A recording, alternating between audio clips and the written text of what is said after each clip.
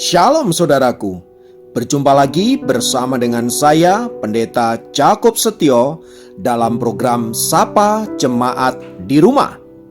Kali ini kita akan bersaat teduh bersama-sama. Mari kita berdoa. Tuhan, kami rindu kuasa firman-Mu melawat setiap kami, dan biarlah hidup kami senantiasa dituntun oleh kebenaran firman-Mu, sehingga kami tetap ada di dalam on the track-nya Tuhan dan mengalami berkat-berkat maksimal yang Tuhan telah siapkan bagi hidup kami. Berfirmanlah Tuhan, kami siap diberkati oleh Engkau. Dalam nama Yesus, haleluya, amin. Firman Tuhan kali ini terambil dari Matius 4 ayat yang keempat. Matius 4 ayat yang keempat berkata, tetapi Yesus menjawab, ada tertulis, manusia hidup bukan dari roti saja, tetapi dari setiap firman yang keluar dari mulut Allah. Saudara, mungkin Anda bertanya, apa yang dimaksudkan dengan kalimat yang mengatakan bahwa manusia hidup bukan dari roti saja, tetapi dari setiap firman Tuhan yang keluar dari mulut Allah?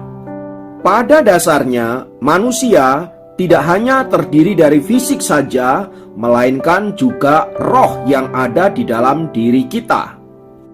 Nah, kebanyakan kita seringkali hanya menganggap bahwa manusia terdiri dari fisik saja, sehingga hal-hal yang berkaitan dengan rohani diabaikan, termasuk memenuhi kebutuhan-kebutuhan rohani yang seharusnya kita lakukan.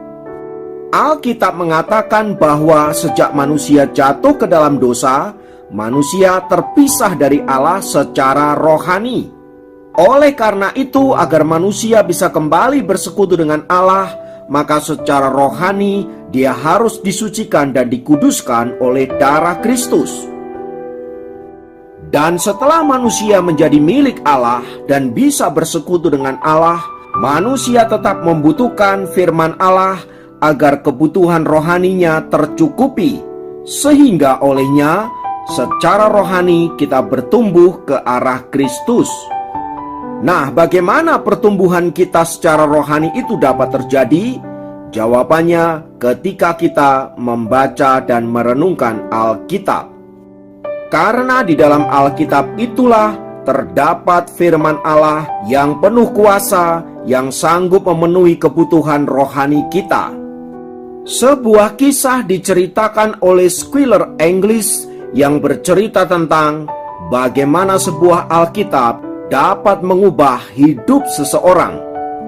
Diceritakan seorang pria bernama Michael P. Lester, seorang distributor Alkitab, berkunjung ke sebuah desa kecil di Polandia beberapa saat sebelum Perang Dunia Kedua terjadi. P. Lester memberikan sebuah Alkitab kepada seorang penduduk desa itu yang bertobat setelah membacanya. Orang yang baru percaya itu kemudian mengedarkan Alkitab tersebut kepada orang-orang lain di kampungnya. Di luar dugaan, orang-orang yang telah membaca Alkitab itu satu persatu mengalami pertobatan secara pribadi.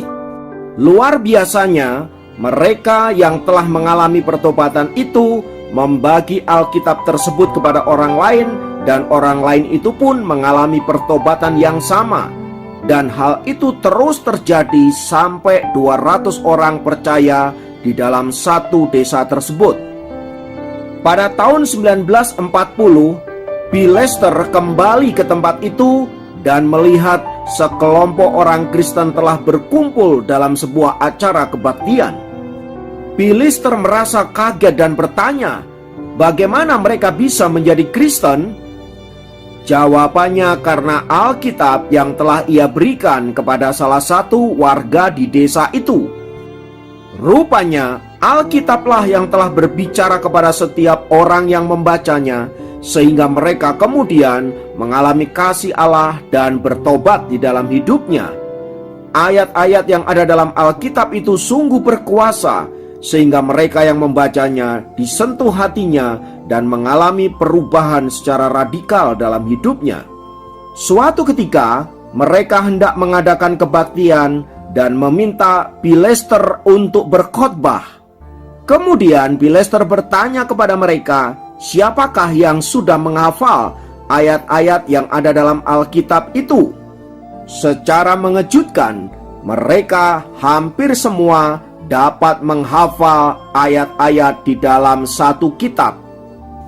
Ada yang menghafal Injil Yohanes, ada yang menghafal Injil Lukas, Injil Matius, kitab Mazmur, dan kitab-kitab yang lainnya.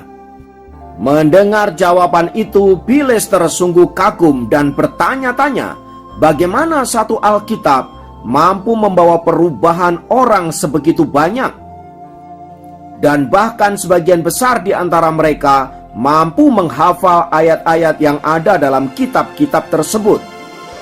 Saudaraku, kisah di atas ingin menceritakan betapa firman Allah itu sungguh berkuasa. Sekalipun hanya sebuah Alkitab, ketika dibaca itu sanggup mengubahkan hidup seseorang.